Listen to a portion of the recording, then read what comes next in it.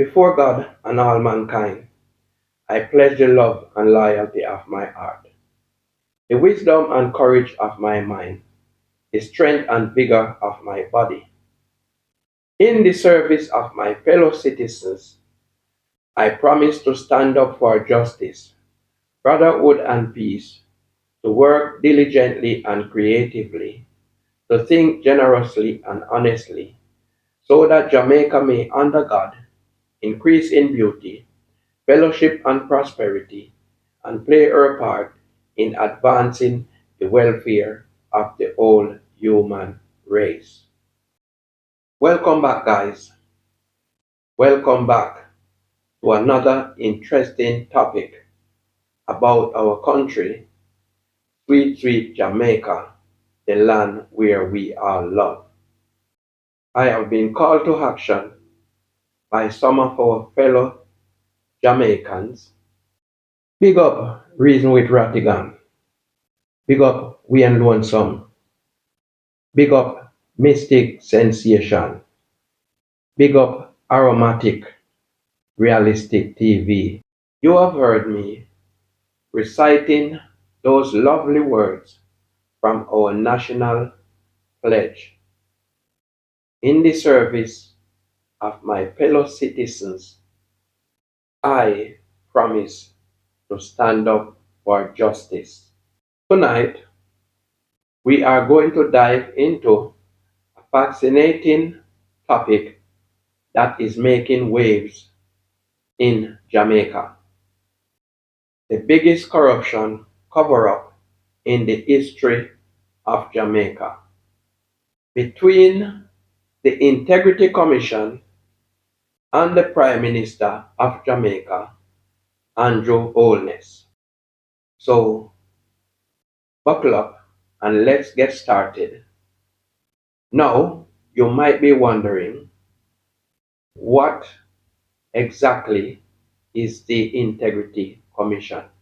It is a watchdog group that is tasked with ensuring that public officials, including the Prime Minister, adhere to the highest standards of integrity and accountability. However, in this case, it is alleged that the Commission is unable to certify Holness's statutory declaration for 3 consecutive years. This unprecedented situation is fundamentally incompatible with his continuing to hold office as Prime Minister. The Prime Minister of Jamaica needs to remove himself from the office he now holds. I've been hearing comments about the call for the Prime Minister's resignation being far too soon and being premature. I do not share that view. I do not believe we should have had to call on him to resign.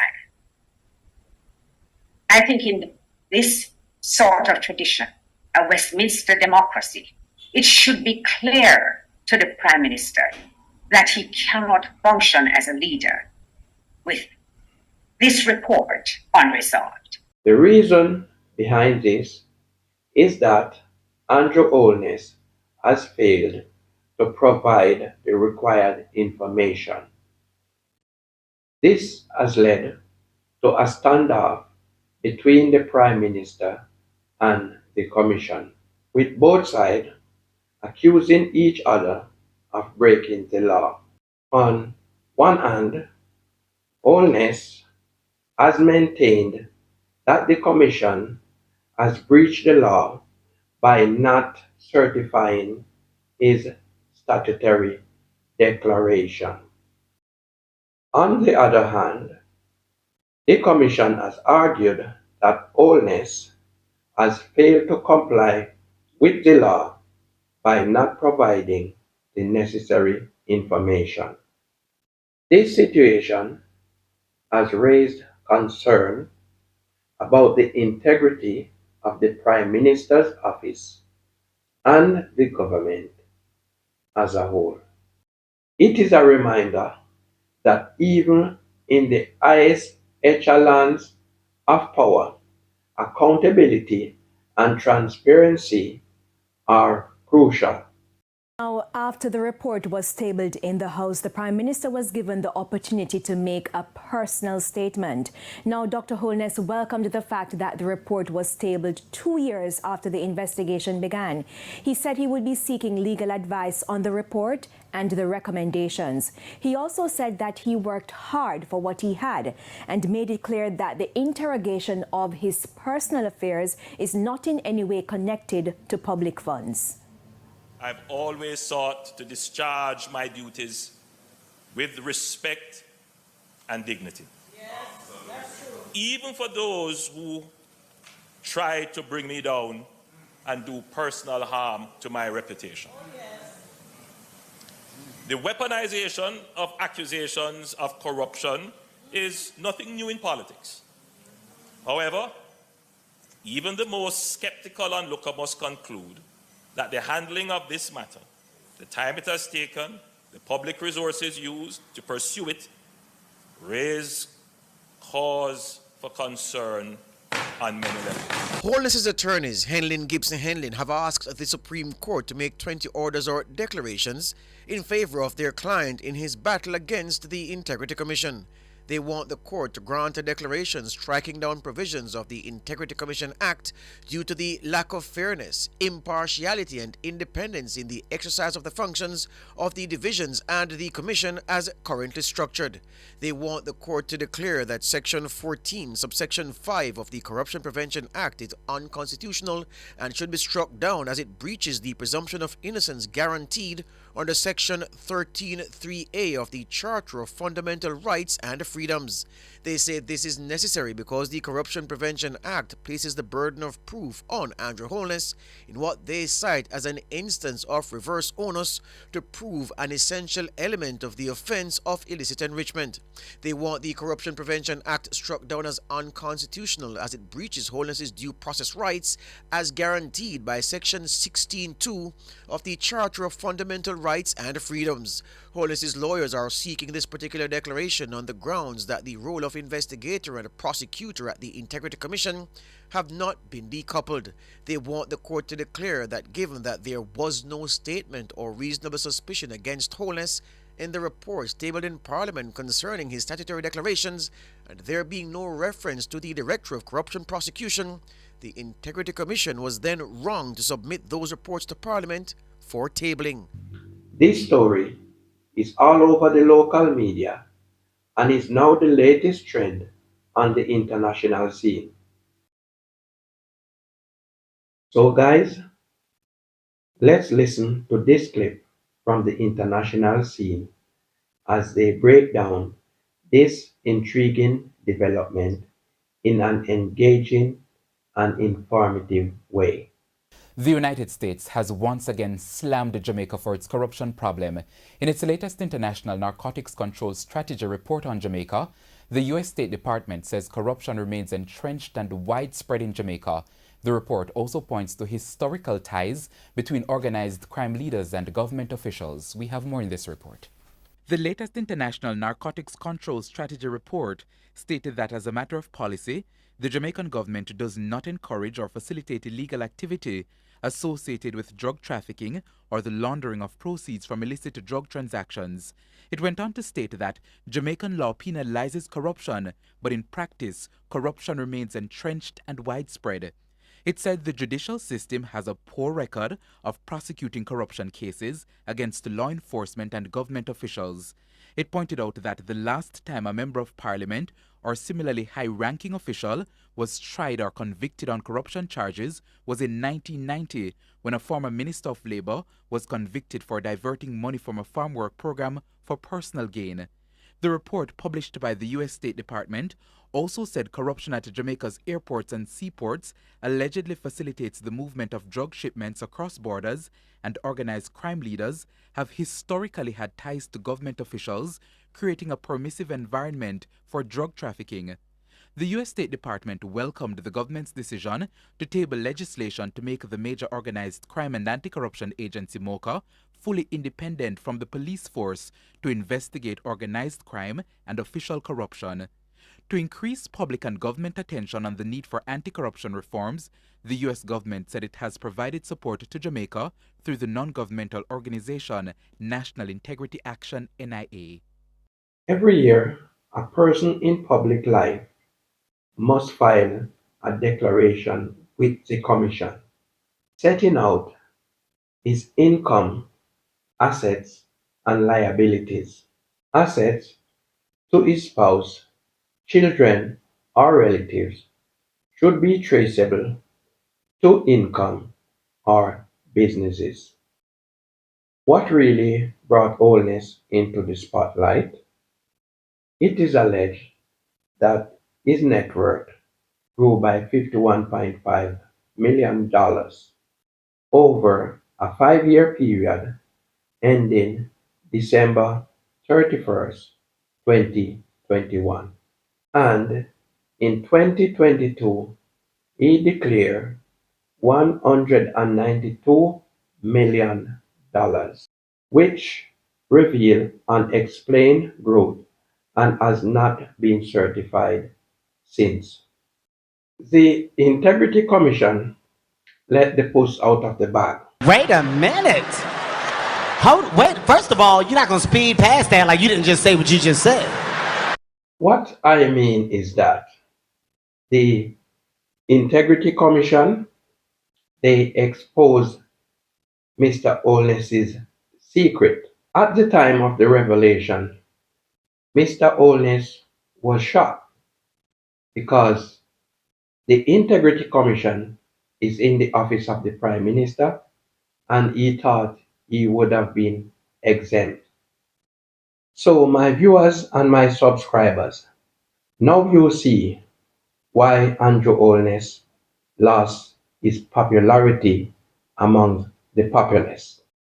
In the opinion court, almost everyone believes that he is guilty. That was a wrong move. He believes that he is above the law. Guys, if you made it this far in this video, it means that you are enjoying this content. Please thumbs up this video. There is approximately 6 million people living in the diaspora and approximately 3 million people living in Jamaica. Please share this video so that everyone can get to see this video. Guys, let's big up some true patriots who are fighting to save our beautiful island, sweet, sweet Jamaica. Big up Reason with Rattigan. Big up Wayne Lonesome. Big up Mystic Sensation. Big up Aromatic Realistic TV. Big up yourself, my brother, from another mother. Big up Jamaican Carlos. Big up Make We Talk. Big up Talk Your Mind TV. Big up Anisabel Rose. Big up Attack the Press. Big up Live with Jennifer J.M. Guys, keep up the good works. Keep on fighting for our country, Jamaica land we love. Guys, you are doing a wonderful job. Let us fight to save Jamaica from Barabbas. Let us fight to save our country, Jamaica land we love. So, same way as how you define the criminals, the same way you should define corruption. In reality, if it was the lower level end persons only in the corruption, I mean, that could have been dissolved a long time. Because the higher level would come in and brute force that. Same if the king is corrupt, then his soldiers gonna be corrupt. and his followers gonna be corrupt. Corruption starts at the head of our government system and comes right down. We have never really go forward with actually prosecuting someone of status with these laws, and I think that is really what perpetuates the crime of corruption. The Financial Investigations Division says it will review the Integrity Commission's report on Prime Minister Andrew Holness's finances and determine if further investigation is needed. The Integrity Commission report was tabled in Parliament last week and raised questions about the Prime Minister's use of funds in regards to one of his charities. The Commission said an investigation by the FID is needed to determine if the alleged use of those funds rises to the level of misappropriation. The judge also rejected the Prime Minister's application for an order of mandamus, compelling the IC's Director of Investigation, Kevin Stevenson, to recommend that he should be exonerated of culpability in relation to his 2021 and 2022 statutory declarations. The application was refused on the basis that the court cannot and will not usurp the decision-making powers of public bodies and public officers. Not only that, guys, it would also move the illicit 8 up to illicit 49. Look at this. Somebody come look at this. Look at this. Somebody come and look at this. Look at this. And allegedly, I am endorsing Mr. Holness to be the Barabbas of the 21st century. Wait a minute. Wait, first of all, you're not going to speed past that like you didn't just say what you just said. And guys, remember that Barabbas is a liar and a thief. Damn! So, I am alleging that Mr. Holness took on the characteristics of Barabbas. Somewhere along the line, he got greedy. Let us show some support for the Integrity Commission. Let us help to get rid of corruption out of our country. Let us vote out Barabbas and his corrupt administration. Let us vote for a change and vote for a leader with integrity. Thank you for watching, guys. We have come to the end of another video. Remember, it is every YouTuber's dream to get to 1K subscriber. Help me to get there, guys. Don't forget to like, share, and subscribe to Walkerton TV. Remember to love God and live.